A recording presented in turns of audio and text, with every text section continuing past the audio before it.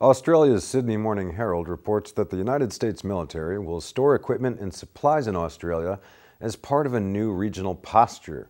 The new plans for the American-Australian alliance were said to be formalized during annual talks on military and foreign affairs that happened this past week between U.S. Secretary of State Hillary Clinton, Defense Secretary Robert Gates, and their Australian counterparts, Kevin Rudd and Stephen Smith.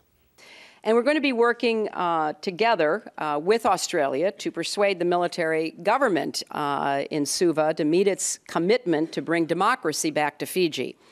In the closed-door talks in Melbourne, Clinton and Gates were said to be outlining a stepped-up American military presence across Asia into the Indian Ocean that will involve more frequent patrols and port calls by U.S. Navy ships and other units.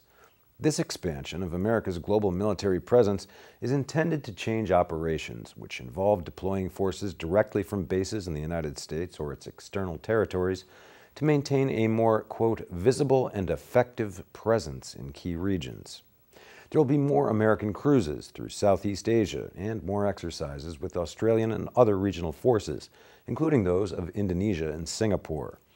The pre-positioning of U.S. military stores in Australian locales, such as in Darwin and Townsville, would also supposedly allow faster aid in disasters and help with logistical problems and joint training. But it is likely to include large amounts of combat equipment for the typical U.S. Marine task force involved in bigger amphibious exercises.